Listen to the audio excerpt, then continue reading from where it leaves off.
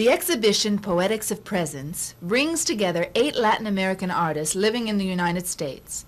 It was curated and organized by Lasse Antonsen to be presented at Southeastern Massachusetts University Art Gallery in the fall of 1990. Also included in the show are ex-photo figures from northeastern Brazil from the collection of Fernanda Bonitas, New York. The theme of the exhibition and the idea behind Poetics of Presence is an attempt at trying to investigate different artists working, in a sense, developing different strategies, different kinds of approaches at something that maybe is kind of hard to define, a kind of idea of presence. And presence I take in the sense of maybe perhaps even multiple presence, the idea of transcendence too. Presence certainly is something that, the kind of art that will make you feel more directly connected to something, but also make something available. That has for me led to, or certainly a strong interest in a kind of metaphysical art that has to do with ritual, has to do with establishing the presence of something different from what other contexts will be able to make present. I am a Brazilian artist. My name is Regina Vater. I have been working with mythology since the beginning of the 70s and installation as well. And the focus of my work has been the popular creativity of my country, Brazil, not only where I explore the aesthetics of precariousness, and also the rituals of Yoruba tradition and Amazonian tradition, the mythology of the Amazon. This work here is connected with the Yoruba tradition. The title is Comigo Ninguém Pode. That's a name of a very tough plant that people use in doorways to protect them against the evil eye. The translation of Comigo Ninguém Pode into English will be "None can annihilate me." This plant also is known here in some places like Dam Cane. And reading Sir James George Frazer, I found out that the tree of life is connected to the dying and reviving gods, the gods like Attis, Osiris, and so on. And making the transport, the metaphorical connection, I used the Comigo Ninguém Pode as a symbol for the tree of life. And the dying reviving gods then passed to be the Brazilian people. Alexandre Fontes, born in Brazil, lives in New York. Looking at paintings and the process of making them is what inspires me the most. I very much believe that art is about art, and I try to have my work stripped of any metaphorical or ideological concerns. In that sense, it's interesting to see the paintings I'm showing here side by side Regina Vater's work, which is so rich in metaphors. In the last few years, I have been using encaustic and oil as medium, working in different layers of colors and textures, trying to arrive at an expression that is raw, sensual, simple and direct. The artists represented work in different media, some with installations, some with large-scale mural photographs, some with painting and some with sculpture. It combines artists from several different countries in South America and one artist from Puerto Rico. And I also am featuring in the exhibition ex-voto figures from northeastern Brazil. And in that sense I have art represented which is of a kind of anonymous nature. Jorge Tacla, born in Chile, lives in New York. Jorge Tacla's work knows no limits or boundaries. He looks at things out of focus and enjoys taking risks.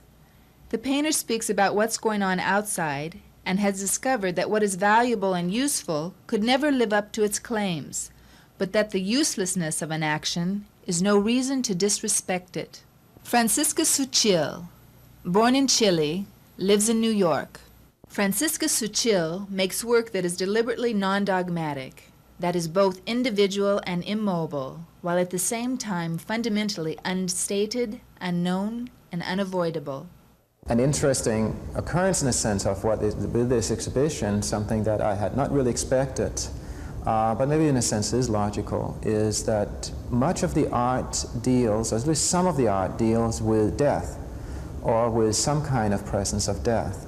And perhaps that then is not so strange when the the basic idea behind the exhibition does have to do with the metaphysical realm and with transcendence. Angel Suarez-Rosado, born in Puerto Rico, lives in Salisbury, Pennsylvania.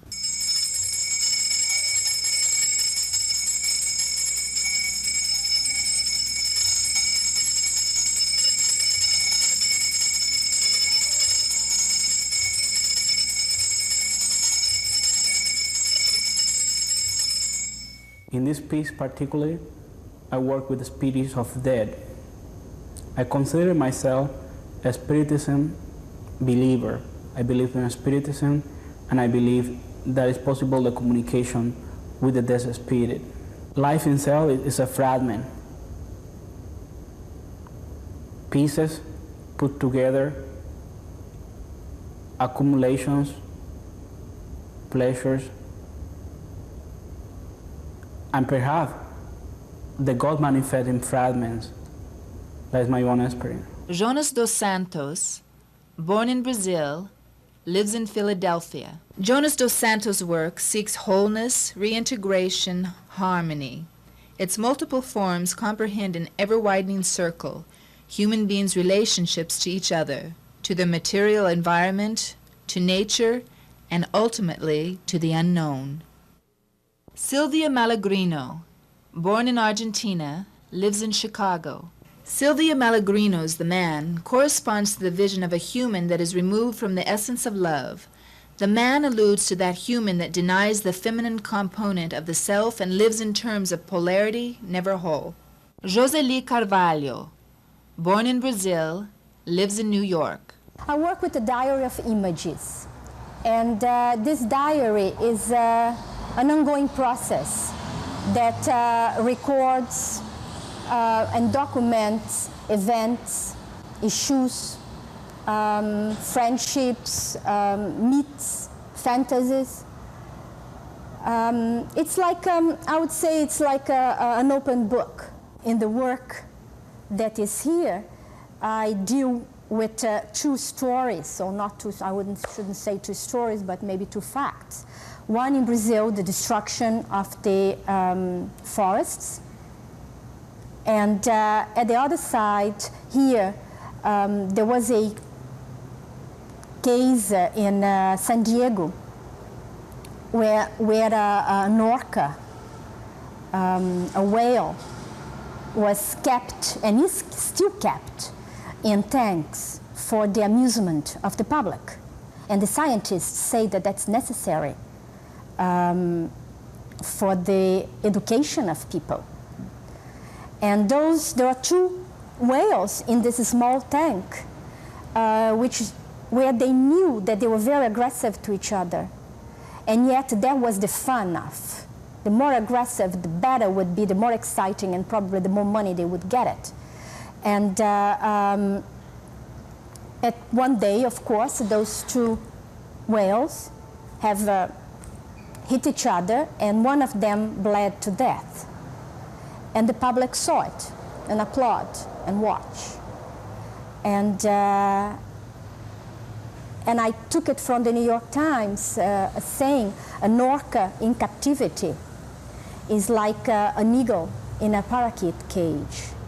And at the same time, of course, this can be immediately transposed to ourselves.